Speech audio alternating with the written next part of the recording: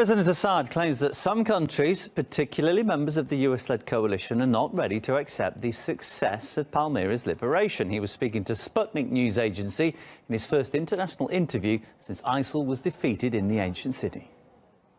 It's been 2 days since Palmyra was liberated, but a number of countries, some involved in fights against terror and who are members of the US-led coalition, haven't made their assessment. I want to be clear. I'm talking about regimes in France and the UK. They haven't made any comment yet. There are reasons for that. Firstly, the occupation of Palmyra by terrorists a year ago became evidence of the coalition's failure and a lack of seriousness in fighting terrorists, especially ISIL. The liberation of Palmyra took place with Russia's help. It's another factor that shows the lack of seriousness on behalf of Western countries. Well, Assad has criticised countries, including Britain, for failing to join forces against terrorism. And on Wednesday, the UK Foreign Secretary argued against closer collaboration with Moscow, claiming that Russia was a threat. I have no doubt that Russia is sincere in its desire to defeat Daesh in Iraq and Syria. We can't be working in partnership with a country one day and find that it is doing just exactly whatever it wants in flagrant breach of international norms and rules the next day.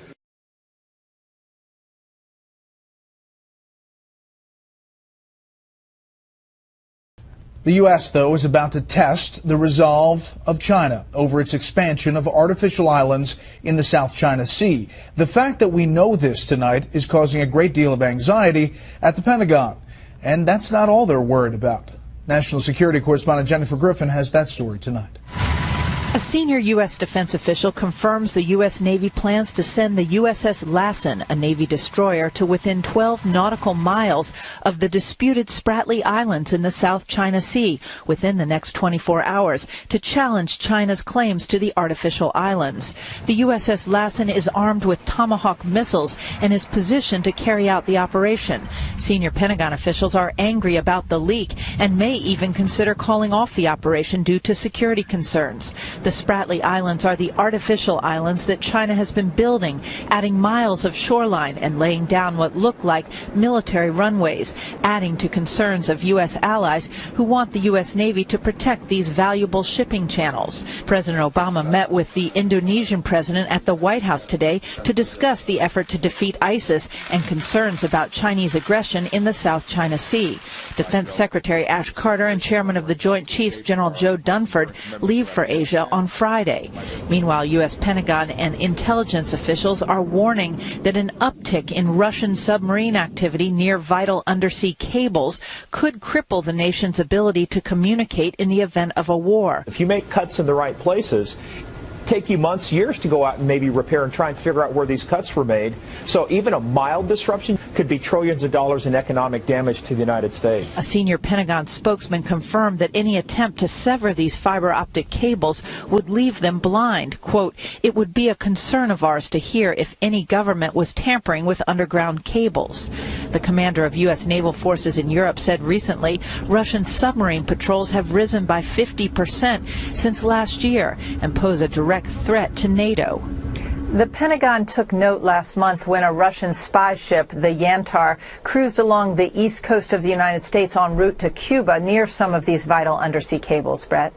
Jen, what can you tell us about this video released this weekend showing that hostage rescue in Iraq? It was released, Brett, by the Kurdish government, much to the consternation of some in the U.S. military, because it clearly shows U.S. Delta Force operators in a combat role, helping with the rescue. Constant gunfire rings out in the background. Hostages are pulled from cells. The black flag of ISIS is in the background. The prisoners are frisked during the process. CENTCOM then released this video from the nose cone of the U.S. warplane that destroyed the ISIS prison from the air. It is a more clinical picture of war. These videos attempt to answer the question, was the operation worth it? Army Master Sergeant Joshua Wheeler, an elite commando, was killed during the raid. Brett? Jennifer Griffin live at the Pentagon. Jennifer, thank you. Well, right now, growing concerns over China's actions in the South China Sea after Beijing deployed fighter jets to a contested island there just days after it reportedly sent radar and surface-to-air missiles, a move seen as a major escalation.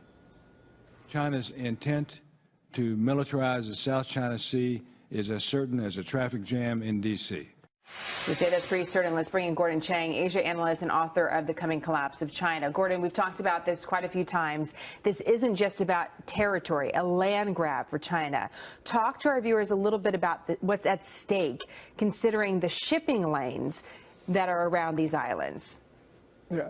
Each year, there's $5.3 trillion of commerce on and over the South China Sea. But it's more than just that dollar value. The United States has stood for freedom of navigation for more than 2 centuries, and we defend the global commons. We can't have China or any other nation close off international waters and airspace, because if we do that, the open architecture that we put together after the end of the Second World War, which has brought all this peace and prosperity to the world, that will be over. That's what's at stake. Interesting. So it's not just the cost to maybe every single American consumer, as somehow these shipping lanes were restricted, but also philosophically, what our country stands for is also at stake, as you point out. Why is China making these moves now, Gordon?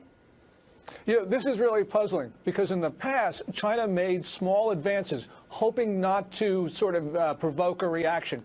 But now China's going for everything at the same time, because it's not only these fighter jets, but it's also the surface-to-air missiles you talked about, and the radars in Cauteron Reef, which were disclosed just a couple of days ago. So what China is doing is lashing out. And this shows that not only are the hardliners in control in Beijing, but also that they are no longer thinking strategically. And really horrible things happen when countries abandon strategy. What do we do about it, Gordon?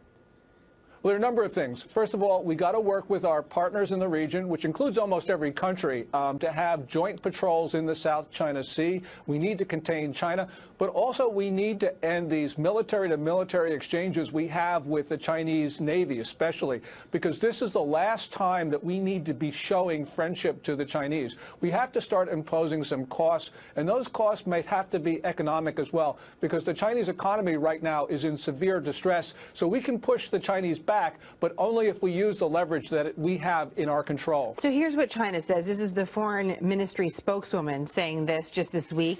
There is no difference between China's deployment of necessary national defense facilities on its own territory and the defense installations by the United States in Hawaii. What do you think of that reasoning? That reasoning is really wrong. First of all, there is no territorial dispute to Hawaii.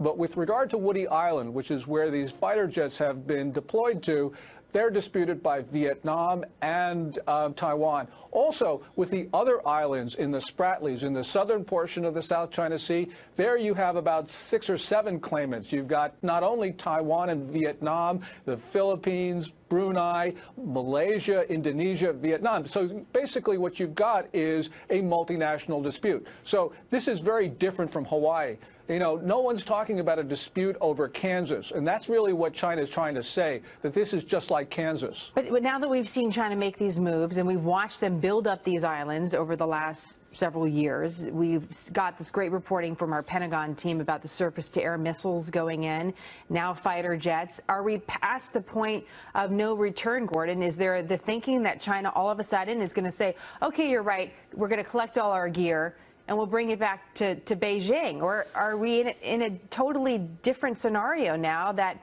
really gives us one path forward, and that is China maintaining control of these islands?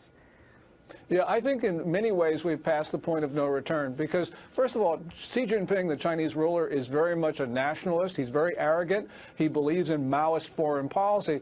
But even worse, we have the military now becoming much more powerful in the Chinese political system. You know, people say that Xi Jinping controls the military, but he relies upon them for the core of his political support. So they get to tell him what to do. And we've seen evidence of that in the East China Sea, where they declared an air defense identification zone in 2013. They're about to do the same thing in the South China Sea with all of these missiles and planes.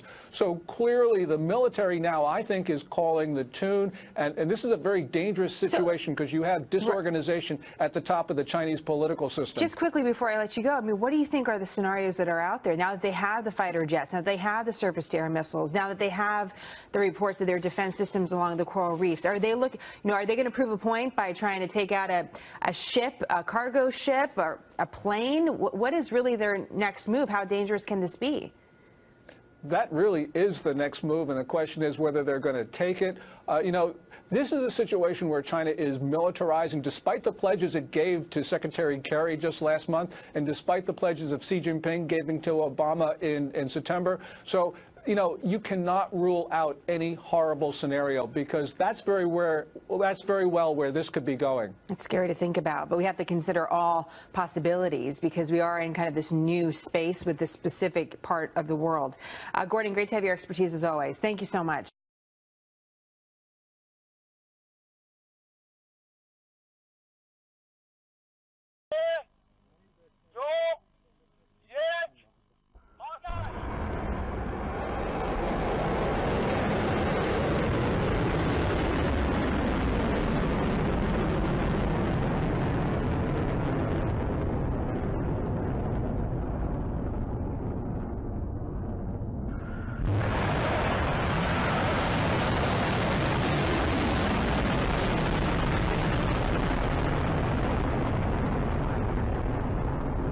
رزمایش موشکی اقتدار ولایت از چند روز گذشته در نقاط مختلف پهنه سرزمینی ایران اسلامی آغاز شده است.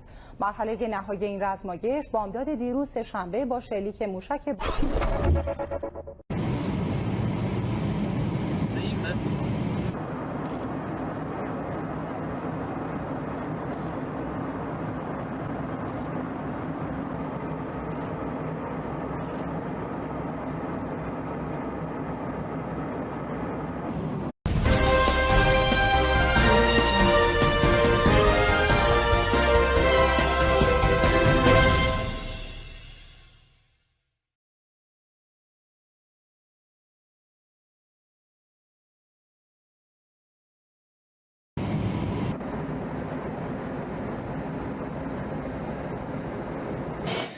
President Assad claims that some countries, particularly members of the US-led coalition, are not ready to accept the success of Palmyra's liberation. He was speaking to Sputnik News Agency in his first international interview since ISIL was defeated in the ancient city.